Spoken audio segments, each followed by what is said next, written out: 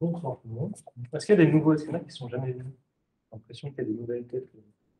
Très bien, et bienvenue pour votre premier meet-up Design West. On a créé l'association il y a 2 ans et demi. Au moment du Covid, c'était le bon timing. L'idée, c'est de rassembler un peu, discuter autour de ces sujets-là, créer des événements comme celui-ci, format talk, on va faire une présentation comme Flora va le faire là, ou aussi des événements un peu plus longs sur des formats d'ateliers. Donc, de parler de design, de parler d'expérience utilisateur de manière assez large. On a fait pas mal d'événements autour de l'expérience utilisateur dans le domaine du numérique, on va dire, des interfaces utilisateurs, des applications web, etc. Mais ce n'est pas forcément centré là-dessus, ça peut être d'autres sujets. Et puis voilà. Que dire de plus? Si vous avez des sujets à présenter, vous avez envie de présenter des choses, vous connaissez des gens qui pourraient présenter des choses, n'hésitez pas à venir nous voir. Donc, Flora, moi, ou Gérald qui est derrière, Camille qui n'est pas là ce soir. Mais voilà, il ne faut pas hésiter. S'il y a des sujets aussi en particulier qu'on n'a pas abordés, que vous aimeriez voir et qu'on aimerait une présentation dessus, n'hésitez pas à venir nous voir aussi là-dessus. Et puis, voilà. Et un petit merci à Arkea parce qu'il sponsorise le meet-up. C'est important. Le meet-up puisse vivre comme ça, il faut des sociétés derrière qui injectent un petit peu d'argent.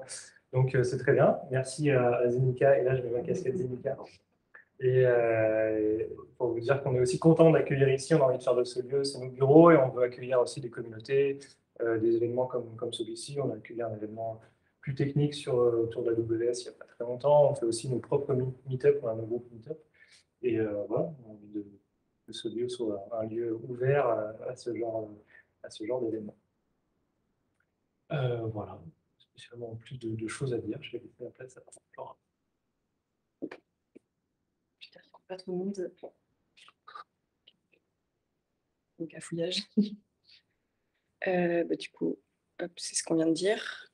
Si vous voulez nous retrouver, du coup, il y a Twitter, Facebook, YouTube et LinkedIn. Du coup, je me présente, Flora Brochier. Du coup, je suis designer au Crédit Mutuel Arkea. Je suis aussi, du coup, membre de Designer Éthique, donc l'antenne brestoise et le membre du CA. Et du coup, organisatrice du Design Brest, comme Anthony vient de dire. Et aujourd'hui, du coup, l'idée, c'est de vous parler de la manipulation en design, donc les techniques qui influencent nos choix. Pour ça, je vais commencer du coup avec tout ce qui est le design intentionnel, après parler de design persuasif, les dark patterns après et le nudge. Si vous avez des questions, n'hésitez pas à m'interrompre. Donc le design de l'attention, donc ça c'est un des exemples les plus connus, donc c'est l'infinite scroll. C'est ce qu'on voit beaucoup sur Instagram, Twitter ou beaucoup d'applications. De toute façon, les GAFA, en fait, on va les retrouver beaucoup parce que c'est un peu les reines de tout ce qu'on va faire. Et du coup, l'infinite scroll, comment ça marche? En fait, il n'y a pas de fin à la page. Donc, on continue à scroller. Et comme il n'y a pas de fin, du coup, on se dit, ça se trouve, si on va arrêter, il va y avoir quelque chose d'intéressant derrière. Donc, du coup, on continue à scroller parce que notre cerveau, s'il n'y a pas de fin, il se dit, on va louper une information hyper importante. Et du coup, le fait de ne pas avoir de fin comme ça, on va rester pas mal de temps dessus. Donc, l'exemple, par exemple, c'est TikTok aussi, où les gens peuvent rester très, très longtemps sans rien faire. Du coup, si on prend une définition, le design de l'attention, donc ça correspond à un ensemble de méthodes de conception qui visent à produire un design dont l'objectif sera d'attirer, d'atteindre et ou de conserver l'attention de l'utilisateur. Parce que du coup, ce type de technique, c'est vraiment l'idée, c'est de monétiser l'attention et de le conserver dans le but de le monétiser. Pour ça, en fait, il y a des techniques qui existent comme la technique qui a été mise en avant par Nir Eyal, qui est Hooked, ça s'appelle accroche. Et l'idée, c'est de créer des habitudes chez les utilisateurs. Et en fait, en créant des habitudes, du coup, les personnes continuent à venir. Ça a été schématisé en 4 étapes. Il y a une première étape qui est un déclenchement interne ou externe. Une deuxième étape, donc c'est une action qui va être réalisée par l'utilisateur. Une troisième étape qui est un système de récompense. Et après, du coup, il va y avoir un investissement. Si on le représente, du coup, par rapport à Instagram, donc là, par exemple, un déclenchement externe, ça serait une recommandation d'un proche, par exemple. L'action de l'utilisateur, ce serait de télécharger l'application. La récompense qu'on aurait, ce serait par exemple d'avoir des nouvelles de proches. Et l'investissement, c'est qu'on continue à y aller et qu'on continue ce cercle. Donc, c'est un cercle normalement qui continue tout le temps. Donc, c'est plus visible sur l'exemple là, de Twitter. Donc là, par exemple, un déclenchement interne, ça serait on veut partager une information. Donc, du coup, on va publier un tweet. C'est l'action de l'utilisateur. La récompense, c'est on a des likes et des retweets. Donc, on est content, en général. Du coup, on va continuer à publier des tweets. Et ça va continuer comme ça. Hop. Donc, tous ces exemples, ça montre c'est des outils qui sont utilisés pour monétiser en fait, l'attention, enfin la conserver dans le but de la monétiser. Et du coup, il y a Yves Citon, par exemple, Citon, je ne sais pas comment est-ce qu'on dit Citon ou Citon. Il est français, donc je pense que c'est Citon peut-être. Qui est un professeur à l'Université de Paris 8, qui a du coup parlé de l'économie de l'attention. Donc, c'est vraiment l'idée de monétiser l'attention des personnes. Et le fait qu'on vive dans un monde où il y a tellement d'informations que du coup, on est guidé. En fait, l'attention est utilisée comme un produit qu'on va monétiser, alors que ce n'est pas forcément le but. Il y a tellement d'informations que du coup, on choisit, et on ne choisit pas forcément pour nous. En fait, du coup, c'est les entreprises qui choisissent pour nous qu'est-ce qu'on va voir. C'est assez visible il y a des phrases qui sont assez connues, c'est si vous savez pas, si vous ne payez pas, c'est sûrement vous le produit, puisque forcément, les entreprises ont besoin de gagner des sous derrière en général. Donc, si on ne paye pas, en général, c'est notre attention ou les actions qu'on fait qui sont le produit et qui sont monétisées. Et du coup, ce qu'ils disent, ce qui est intéressant, ce serait de passer à une écologie de l'attention où les informations deviennent filtrables et d'avoir un environnement qui soit plus filtrable et plus responsable. Ça, c'est un exemple du coup qui date un peu maintenant de 2018, qui a été mis en place, puisque pour contrer le design le fait de prendre l'attention des personnes, l'idée c'est aussi de se rendre compte de à quel point on a passé du temps sur quelque chose ou les différents éléments. Et là, par exemple, en fait, on affiche le temps d'écran quotidien, et ça permet en fait juste de se rendre compte. On peut mettre des limites, mais juste le fait déjà de se rendre compte, c'est extrêmement important et du coup, c'est déjà un premier pas en avant.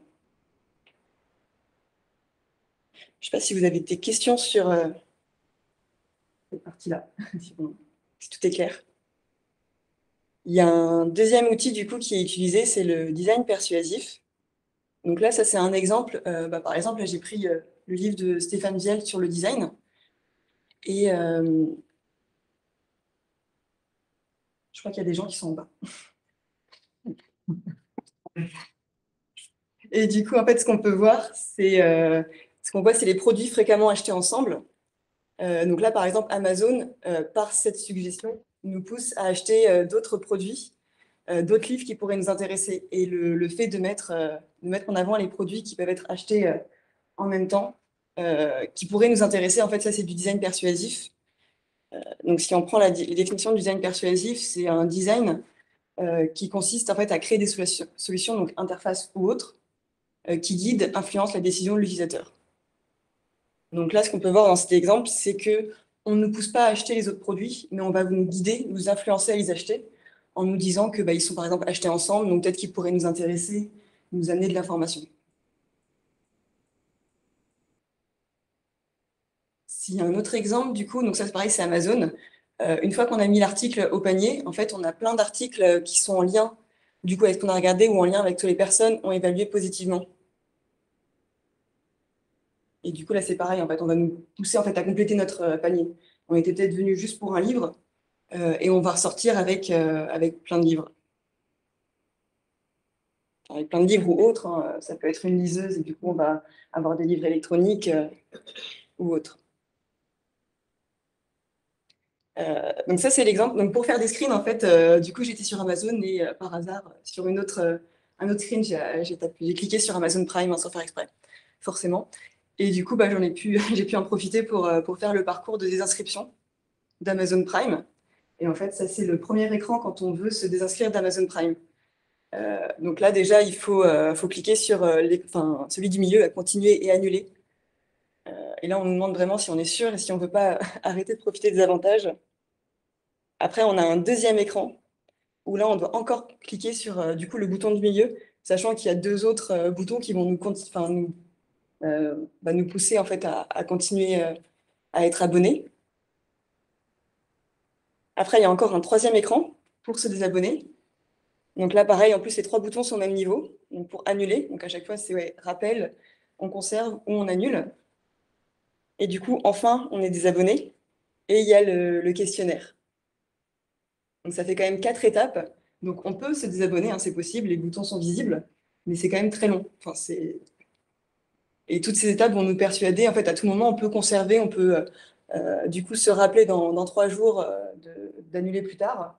Et ça va nous pousser peut-être à, du coup, on va annuler au dernier moment ou on va pas l'annuler, cet abonnement. Et du coup, Amazon, le but, c'est qu'il y ait le plus possible d'abonnements, de toute façon. Donc ça, c'est un exemple qui est assez proche du dark pattern. C'est vrai qu'il n'y a pas forcément de limites qui sont très établies entre toutes ces techniques. Il y a une matrice du coup qui existe pour évaluer tout ce qui est design persuasif et captologie. C'est réalisé du coup par un programme de recherche du coup de designer éthique. Et la matrice, vous pouvez la trouver en fait, elle est en ligne. Elle ressemble du coup à ça. Donc c'est un travail en cours parce ils vont l'améliorer et ils vont faire en sorte que ce soit vraiment un plugin ou un outil plus simple. Donc là, par exemple, ce qu'on voit, c'est donc là, c'est comme c'est un travail en cours, c'est parce que c'est un Go Sheet et ils veulent le rendre plus facile à utiliser parce que c'est quand même encore assez compliqué à utiliser. Et en fait, par exemple, là, on a une question. C'est l'utilisateur peut-il distribuer des likes? Et on choisit si le like sont pris en compte dans des critères d'engagement, si c'est des likes émotion ou des likes, par exemple, de validation. Ça donne des scores, un facteur sur 100. Et en fait, à la fin, ce facteur sur 100, donc si on a 0, ça montre que l'interface, en fait, elle contraint elle contraint pas du tout, du coup, la liberté de l'utilisateur. Et si on a un score qui est proche, enfin, qui est 100, du coup, là, c'est vraiment complètement contraint. Et il y a pas mal de questions, donc si vous voulez, c'est libre, c'est en libre accès, hein. Il y a plein de questions, et ça va être, du coup, réalisé sous un format plus facile à utiliser. Ils ont fait, alors Facebook, il y en a un. Alors, j'ai pas regardé le détail.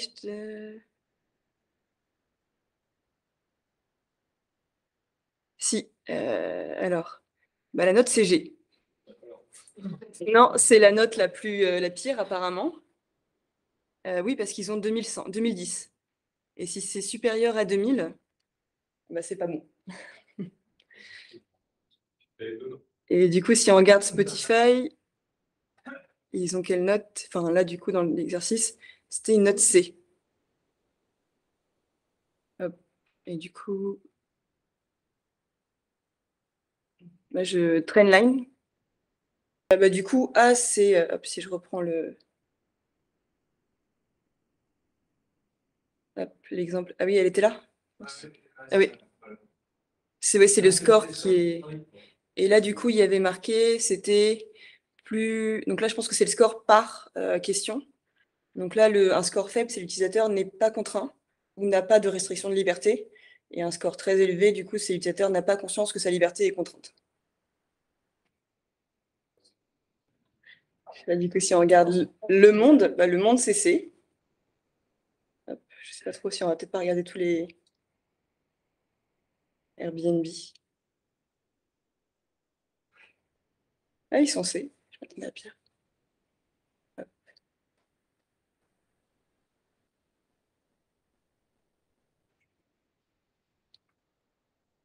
Du coup, après, les dark patterns. Donc, ce qu'on a vu, en fait, c'est le design de l'attention, ça conserve, l'idée, c'est de conserver l'attention. Design persuasif, c'est de nous persuader à agir euh, dans l'intérêt, dans un certain intérêt. Et là, les dark patterns, donc là, par exemple, ça, c'est un exemple. Euh, donc là, par exemple, je pense il y a pas mal de gens qui se sont fait avoir. Je crois que c'est sur celui-là que je me suis fait avoir également quand j'ai fait les tests. C'est du coup le bouton primaire, c'est pas le bouton qui nous permet de continuer sans s'abonner à Amazon Prime. Et c'est le bouton secondaire, donc c'est une hiérarchie des boutons qui est fausse. Et du coup, c'est ça, les dark patterns, c'est vraiment des pièges à utilisateurs, donc des mécanismes issus du design d'interface dont le but est de piéger les utilisateurs ou de leur faire des choses contre leur volonté. Donc là, j'ai mis des types de dark patterns. Après, il y en a d'autres qui existent. Donc ça, c'est par exemple des messages à forte demande. C'est ce qui est utilisé donc, du coup sur Booking. C'est plus que 4 hébergements à ce prix. Le fait de marquer ça, ça va peut-être nous pousser à prendre l'abonnement, enfin à prendre l'hébergement tout de suite et pas forcément à réfléchir tout le week-end en se disant est-ce qu'on est sûr qu'on va aller là, combien est-ce qu'on est, enfin, est-ce qu'on veut pas un autre hôtel, puisqu'il n'en reste que 4 et c'est peut-être le moins cher. Enfin, là, c'est pas forcément le cas. Euh, mais ouais, c'est vraiment de pousser l'utilisateur pas forcément, à ne pas réfléchir et à vraiment sélectionner et acheter directement. Euh, Ça, c'est du coup un autre exemple avec une hiérarchie qui est fausse, avec un bouton primaire qui est du coup continuer et le bouton tout en bas en fait qui nous permet de continuer mais sans prendre la réduction et puis les assets qui sont gratuits. Bon, après, ils veulent nous pousser du coup à prendre ça. Donc je pense qu'il y a quelque chose derrière à voir. Si vous voulez, il y en a plein sur confirmshaming.tumblr.com, il y a plein d'exemples. Ça, c'est un exemple, en tout cas, moi, je me suis fait avoir sur celui, enfin, ça m'est arrivé une fois, ça. C'est en fait, à gauche, c'est les formats livre électronique, et à droite, c'est la même page, mais en format livre. Et en fait, moi, je sais que j'ai tendance à mettre mes livres dans le panier, des livres que je dois acheter dans le panier Amazon. Comme ça, j'ai une liste de livres que après, je n'ai pas forcément acheté sur Amazon, mais ailleurs. Mais du coup, en fait, le premier bouton, là, c'est ajouter au panier. Et là, en fait, c'est acheter en un clic. Et en fait, sans s'en rendre compte, en fait, on achète quelque chose qu'on n'a pas forcément envie d'acheter, mais qu'on voulait juste mettre en réserve. Donc là, pareil, c'est sur Airbnb. Donc là, par exemple, en fait, même sur la carte, on a des prix qui sont affichés. Et là, par exemple, quand on regarde le détail, donc là, c'était 30 € la nuit normalement. Et en fait, on passe à 57 € la nuit. Donc si on compare différents logements, on a un budget approximatif. Mais entre le prix de départ et le prix qu'on a à l'arrivée, en fait, c'est pas du tout pareil. Euh, donc là, pareil, un message à durée limitée. Donc là, c'est l'idée de réserver en fait le plus tôt possible. Enfin, de réserver là, du coup, de prendre l'offre le plus tôt possible. Il reste qu'une heure, donc autant la prendre le plus rapidement possible. Et c'est pareil, en fait, c'est l'idée que l'utilisateur, il n'a pas forcément le temps de réfléchir. Du coup, il va cliquer parce qu'il y a une offre limitée. Et du coup, il va acheter des choses que peut-être qu'il n'a pas besoin, tout simplement. Les entreprises qui utilisent ce type de... en fait, c'est pas forcément prouvé encore, mais les entreprises qui utilisent ce type de technique, en fait, ça dévalorise l'image. C'est pas forcément, on n'a pas encore de preuves formelles, mais c'est une piste qui a été donnée. Un autre exemple, là, du coup, donc là, c'est l'utilisation de la honte pour faire en sorte, c'est soit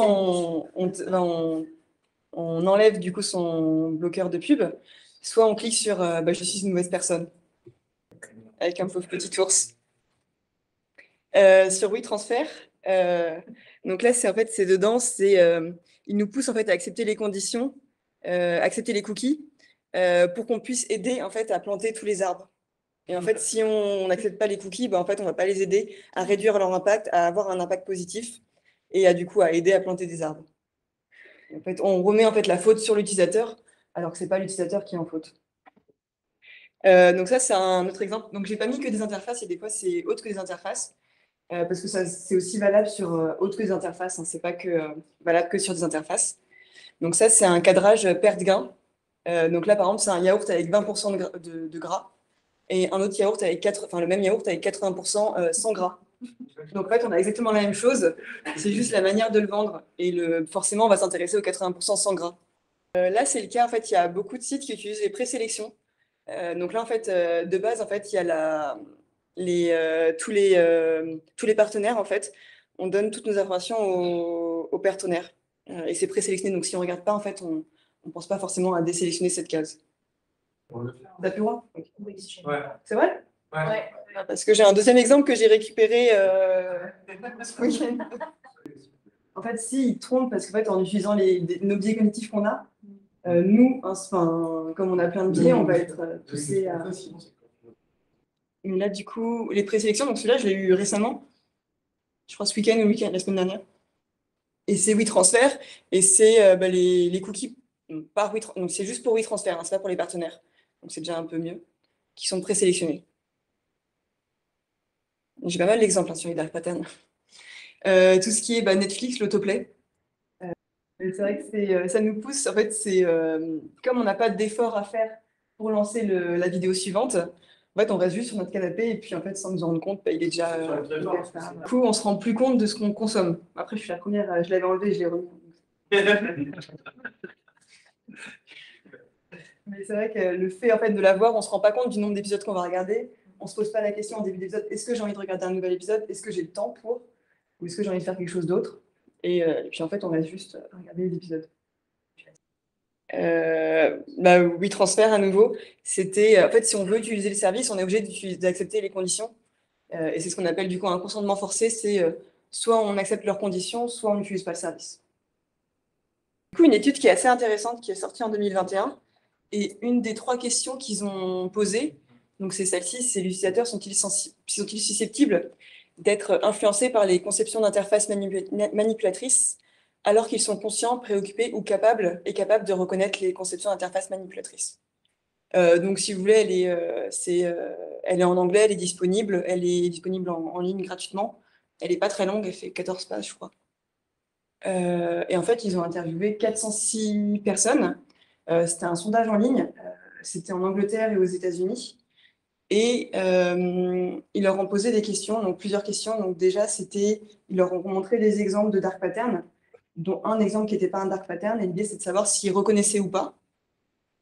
Et après, en fait, ils leur ont demandé s'ils se sentaient influencés ou pas s'ils pensaient que ça les influençait eux et les autres personnes. Enfin, il y avait 2 questions. Ça, par exemple, c'était s'ils étaient capables ou pas de reconnaître les dark patterns par type de dark pattern. Ce qu'on peut voir, c'est qu'en fait, il y en a qui sont très facilement détectables. Donc là, il y en a quand même des qui sont 64, 61, 51, 50. Tout ce qui est consentement forcé, les questions un peu pièges et la présélection, non, c'est pas reconnu justement. C'est l'inverse, c'est pas reconnu. Mais tout ce qui est les messages de demande fortes, comme on disait tout à l'heure, qui sont à 84% reconnus, tout ce qui est l'usage de la honte, les informations cachées, la fausse hiérarchie et autoplay qui sont quand même très reconnus. Il y a ce graphique qui est assez intéressant mais assez complexe. Et en fait, ce qui est intéressant dedans, c'est par exemple ici. Donc là, si on prend ceux-là, donc c'est ceux qui ont conscience. Dans les questions, en fait, on leur demandait est-ce que vous avez conscience d'être influencé par les dark patterns, par ces dark patterns? Est-ce que vous avez conscience que ça peut aussi influencer d'autres personnes? Et là, en fait, du coup, c'était ceux qui ont dit que ils étaient complètement en désaccord d'être awareness, d'être conscient, voilà. Et en fait, eux, du coup, s'ils sont. Donc là, c'est une note qui est mauvaise. En fait, ils se rendent pas compte qu'ils sont influencés. Alors que ceux qui étaient complètement d'accord que ça les influençait, enfin, en fait, ils étaient moins influençables. Après, l'étude est assez intéressante. Et ce qui est intéressant aussi, c'est par rapport là aux générations. Les générations récentes seraient moins influençables que les nouvelles. Bon, après, on reste tous influencés parce qu'on est quand même tous proches des zéros. Et ce qu'ils ont dit qui pouvait être mis en place du coup pour réduire les manipulations et le fait qu'on soit influencé par ces techniques, c'est l'usage de conception à friction dans le but de perturber le comportement automatique avec des effets positifs en introduisant de petits obstacles qui créent un bref moment de réflexion et stimulent des interactions plus conscientes. Donc là, par exemple, c'est Netflix, le fait de devoir aller appuyer sur le bouton, du coup, on se rend compte qu'on va regarder un autre épisode. Mais c'est aussi très valable, du coup, par exemple, sur Amazon. Il faut qu'on ait un effort pour payer. En fait, il ne faut pas que ce soit trop simple parce qu'on va quand même payer derrière. Et en fait, c'est très important en fait, sur tous les éléments qui vont engager à quelque chose derrière. Donc, par exemple, si c'est un prêt bancaire, c'est important qu'on se rende compte, par exemple, qu'on fait un prêt bancaire et que ce ne soit pas trop simple. Et ouais, l'utilisation de la friction, en fait, elle est importante par rapport à l'usage, par rapport à ce qu'on va faire derrière et ce que ça nous engage. Et ouais, il y avait ce tableau-là qui était assez intéressant. Il mettait en fait qu'est-ce qu'on pouvait faire par rapport au type de personnes. Donc là, par exemple, en design, c'était de mettre des warnings, des warnings. Et puis aussi d'utiliser du design friction d'un point de vue résistance. Et il y avait forcément les bright patterns, c'est l'inverse du coup des dark patterns. C'est l'usage de schémas, on va dire, lumineux. Donc, par exemple, des nudges. Donc, c'est justement ce qu'on va voir juste après, donc c'est parfait. Et du coup, la dernière partie, donc c'est les nudges. Et en fait, ça a été démocratisé par le marketing. Un nudge, ça, c'est un des plus connus. C'est l'épisodière Amsterdam. Je pense que vous avez déjà vu l'exemple. Ça a été, je ne sais plus en quelle année ça a été mis en place. L'aéroport d'Amsterdam. Et l'idée, c'était sale tout le temps. Et du coup, le fait d'avoir fait, ils ont mis ça, et en fait, la personne, elle choisit ou pas de viser la mouche. Elle est libre de choisir, et ça a réduit de 80-70% le ménage. Donc, ça a quand même eu un effet assez important. Et du coup, c'est ça, en fait, Nudge, c'est vraiment tout aspect de l'architecture du choix qui modifie de façon prévisible le comportement des gens sans interdire aucune option, ou modifier de façon significative les incitations financières. Donc, pour être considéré comme un simple nudge, l'intervention doit pouvoir être évitée facilement et à moindre frais. Et les nudges n'ont aucun caractère contraignant. Donc ça, c'est par exemple, c'est à Nantes. C'est des cendriers pour les cigarettes. Et en fait, ils utilisent le jeu de voter. Donc là, c'est est-ce qu'ils préfèrent les chats ou les chiens? Donc apparemment, c'est les chats qui gagnent. Et, et l'idée, voilà, c'est de mettre un jeu et en même temps, on met notre cigarette dedans. Après, la personne, elle est libre de la jeter par terre si elle veut ou dans une poubelle, hein. Mais il y a ça qui est disponible. Donc là, c'est à Nantes également et c'est sur la ligne de tram. Je pense que c'est à peu près partout dans toutes les villes. Dans beaucoup de villes, c'est pour nous indiquer où est-ce qu'on peut se mettre par rapport à la porte où la porte va s'ouvrir. Alors ça, c'est dans quelle ville? J'ai oublié dans quelle ville c'était. Et ils avaient fait un piano à la place des escaliers pour pousser les gens du coup à utiliser l'escalier à la place de l'escalator. Et ça avait fait augmenter sensiblement du coup l'usage de l'escalier. Et en fait, dans tous ces exemples, ce qu'on voit, c'est que les gens, ils ont le choix. Donc, ils peuvent ou pas. Et c'est juste l'utilisation de la gamification dans ces cas qui pousse à agir d'une certaine manière. Enfin, qui propose plutôt. Donc, du coup, les 4 éléments qu'on a vus, donc du coup, le design de l'attention, c'est vraiment l'idée de conserver l'attention de l'utilisateur, donc dans l'idée de le monétiser, enfin, ou pas, enfin, si en général, si, de le monétiser. Le design persuasif, c'est vraiment l'idée de guider, de suggérer l'utilisateur vers une action qu'il n'aurait pas fait spontanément. C'est l'idée aussi spontanément qui est assez intéressant. Les dark patterns, c'est vraiment normalement agir contre la volonté de l'utilisateur. Et le nudge, c'est inciter l'utilisateur à agir d'une façon tout en lui laissant le choix. Donc là, ce qu'on a pu voir, par exemple, dans les échanges et les discussions, c'est que les frontières ne sont pas figées. Il n'y a pas de limite claire et nette sur qu'est-ce qui est, qu'est-ce qui n'est pas. Et des fois, c'est un peu entre plusieurs parties. Et du coup, pour conclure, donc comme on a vu, ce qui est important, c'est vraiment de prendre conscience et se sensibiliser sur l'usage des techniques de manipulation. Parce qu'on a beau savoir qu'on se manipule, on se fait quand même souvent manipuler. Mais déjà, le fait de se rendre compte, c'est un premier pas. Et après, le deuxième, c'est éviter l'utilisation des techniques du coup, négatives. En tant que designer ou en tant que chef de projet, développeur, c'est important d'éviter d'utiliser ces techniques tout simplement et d'utiliser des choses qui sont plus positives comme les nudges ou la friction pour qu'on se rende compte de ce qu'on va faire. Je ne sais pas s'il y a des questions.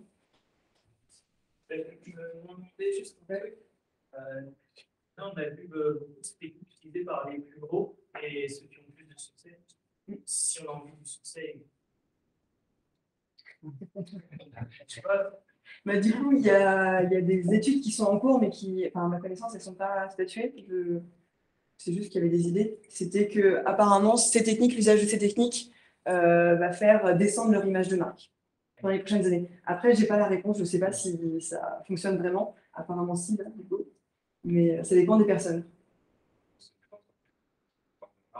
De masse, que ce soit avec des données ou avec des techniques, ce qui marche bien, et je pense notamment par ces techniques, parce qu'un grand nombre de personnes, il y a beaucoup de gens qui sont pour regarder, d'ailleurs, une étude comme ça, on ne lit pas généralement les informations qu'on a sur la page. se laisse guider par l'interface et on va cliquer sur le gros bouton qui est de la bonne couleur. Et du coup, je pense que l'utilisation de ces techniques ne sont pas innocentes au fait qu'ils vont eu du succès. C'est sûr. À voir dans les prochaines années comment ça va se passer. Avec les nouvelles générations, je pense aussi que ça peut changer. Mais j'ai pas de réponse, effectivement. Je considère que donner, c'est donner.